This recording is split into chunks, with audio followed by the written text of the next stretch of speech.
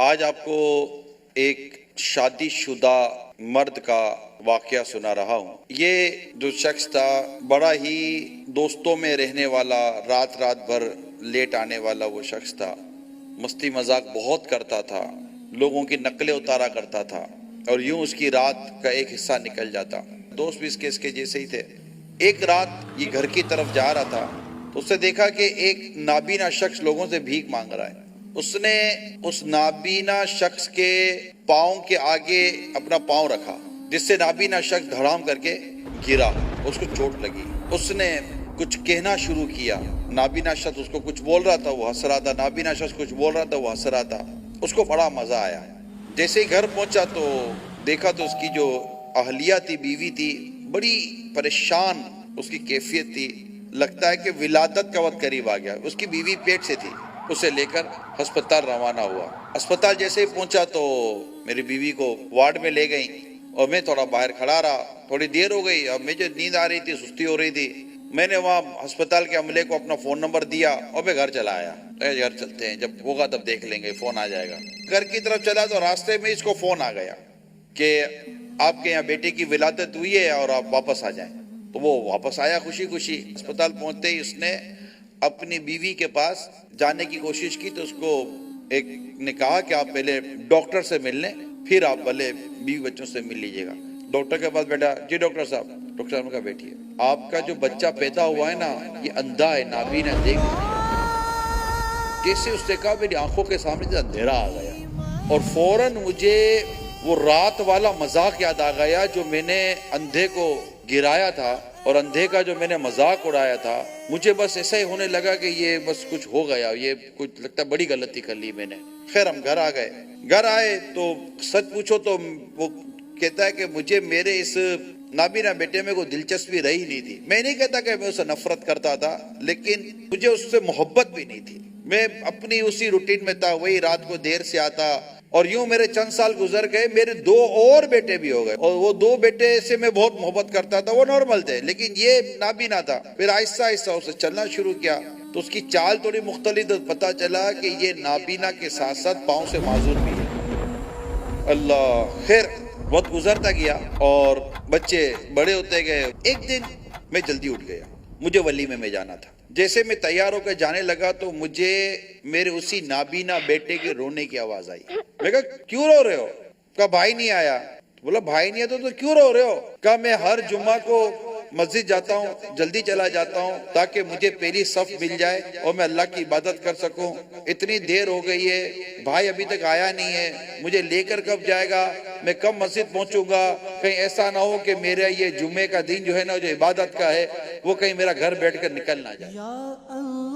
باپ بولتا ہے میں تو اس کی باتیں سنتا رہ گیا۔ کہ تم اس لیے رو رہے ہو کہ تمہیں جمعہ میں مسجد میں جلدی جانا تھا؟ بولا ہاں میں اس لیے رو رہا ہوں۔ باپ کہتا ہے کہ اس کی اس آواز نے، اس کی اس باتوں نے مجھے جھنجھوڑ کر رکھ دیا کہ یہ میرا نابینا بیٹا، اس کو مسجد میں جانے کا اتنا شوق ہے۔ میں تاثر ہوا تو میں نے سو کہا کہ چلو کام کرتے ہیں، تمہیں میں مسجد لے جاتا ہوں۔ مسجد پہنچے، نماز پڑھی، میں نے بڑے عرصے کے بعد نماز پڑھی۔ میری دل کی دنیا بدل رہی تھی، میرا ذہن بدل رہا تھا، میری سوچ بدل رہی تھی، میری کیفیت بدل رہی تھی اور میں خود نہیں سمجھ پا رہا تھا میرے ساتھ ہو کیا رہا ہے۔ یہ بچہ جس کو کبھی میں نے دیکھنا پسند نہیں کیا، آج میں اس کا ہاتھ پکڑ کر میں مسجد میں لے کر آیا اور آج میں اس کے ساتھ بیٹھا ہوں اور میں نے اس کے ساتھ نماز اور جمعہ کی نماز ادا کی ہے۔ واہ! نماز سے جیسے فارغ ہوا، نے کہا اب کیا کرنا ہے؟ کہا اب مجھے قرآن چاہیے۔ کہ یہ تو نابینا بیٹا، تم قرآن کو کیا کرو گے؟ بولا قرآن تو دیجیے۔ میں نے تو بحث نہیں کی، ویسے ہی میں متاثر ہو چکا تھا ایسے۔ میں نے قرآن لیا، اس کو قرآن دیا۔ اس نے قرآن کریم کھولا اور مجھے کہا کہ ابا دیکھیں سورہ کہف کہاں ہے۔ میں نے سورہ کہف نکال کر اس کو دی اور اسے سورہ کہف پڑھنا شروع کر دی۔ میں سمجھ گیا کہ میرا بیٹا یہ سورہ کہف کا حافظ ہے، اسے سورہ کہف منہ زبانی یاد کیے۔ جی ہاں میرے میٹھے پیارے اسلام بھائیو، جمعہ کے روز سورہ کہف پڑھنے کے اپنے فضائل ہیں۔ اسے سورہ کہف پڑھی اور پڑھنے کے بعد اس نے مجھے قرآن دیا کہ ابو اب آپ قرآن پڑھو۔ میں نے قرآن لیا اور میں نے قرآن پڑھنا شروع کیا۔ جیسے قرآن پڑھتا گیا میرے دل و دماغ کا زنگ دھلتا گیا۔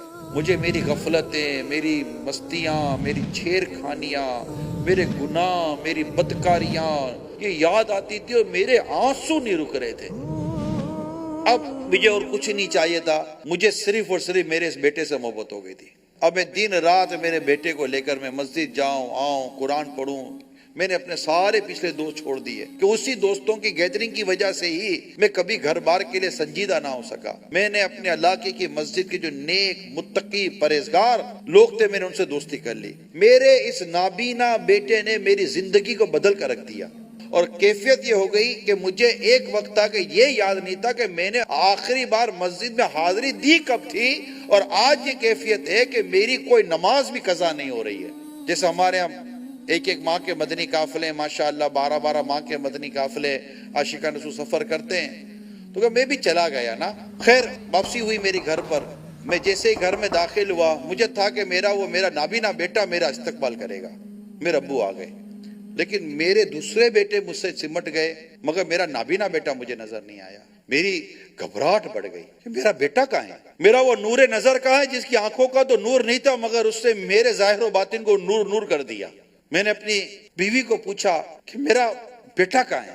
تو اس میں چھوٹے سے میرے بیٹے نے ایک دھیمے سے انداز میں آواز دی, ابا وہ تو اللہ کو پیارا ہو گیا. بس یہ سنتے ہی میری تو چیخ نکل گئی.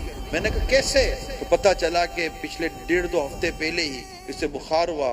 بخار بڑھتا چلا گیا, بڑھتے بڑھتے قابو نہ ہو سکا. علاج بھی کیا لیکن وہ بخار ایسا چڑھا کہ اس کی روح نکل گئی اور وہ دنیا سے رخصت ہو گیا.